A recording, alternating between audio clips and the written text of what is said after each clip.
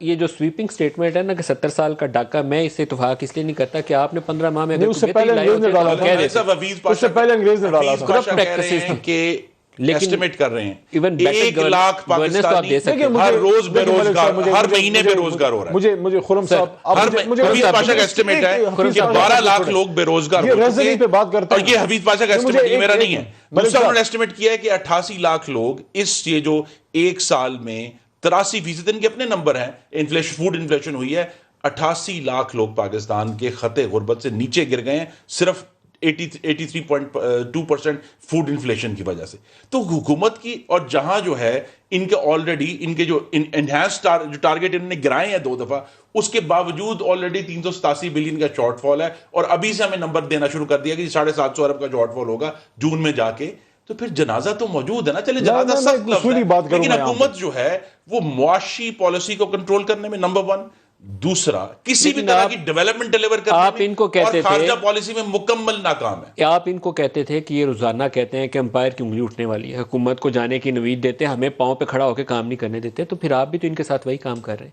نہیں، ہماری آپ بھی امپائر کی انگلی کا انتظار کر رہے ہیں. ہماری کوشش یہ ہوگی کہ اس ملک میں بہترین جو طریقہ ہے حکومت بدلنے کا، کہ نئے صاف شفاف مداخلت سے پاک انتخابات ہوں، تاکہ ہم جس معاشی گڑھے میں اور خارجہ پالیسی گڑھے میں گر گئے ہیں. ہاں، مطالبہ عمران خان کا بھی یہی تھا. ملک صاحب میں ایک عرض کروں، دیکھیں مجھے آپ یہ بتائیں،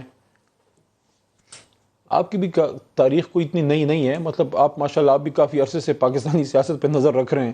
کوئی الیکشن مجھے بتا دیں جس میں اپوزیشن نے کہا کہ ہاں جی ہم اپنے کرتوتوں کی وجہ سے ہارے ہیں، بڑا صاف شفاف الیکشن ہوا ہے. ہمیشہ یہ بات کی جاتی ہے. میں یہاں پہ ایک اصولی بات رکھ رہا ہوں، اصولی اس کو یہ نگیٹ کریں. اپوزیشن کیا کہتی ہے اس سے ہٹ کے ایشو یہ ہے کہ آپ لوگ ان آفس ڈیلیور کر ہمارے یہ تھے کہ پاکستان میں بجلی نہیں تھی، ہم نے بجلی پیدا کی. ہمارا کرتوت یہ تھا کہ کراچی میں امن نہیں تھا، ٹارگیٹ دیکھیں اس چیز سے لوگ تنگ ہیں نا. ہمارا کرتوت ہے سی پیک، ہمارا کرتوت ہے ضرب عضب. People will switch this channel, وہ نہیں دیکھیں گے آج ہمارا پروگرام اگر ہم یہ کریں گے. دیکھیں پیپل آر سک and tired of this thing, ہم یہ کہیں you did this and I did that, اور ہم برے ہو میں اچھا ہوں. ان آفس پرفارمنس بتائیں نا. ایک منٹ مجھے آپ ایک چیز بتائیں. عمران خان از ان پاور سنس لاسٹ 16-17 months، ٹھیک ہے جی، آپ کہہ رہے ہیں اس سے بھی زیادہ ہو گیا. حکومت 2 بڑی سیاسی جماعتوں کی رہی ہے ہمارے ملک میں.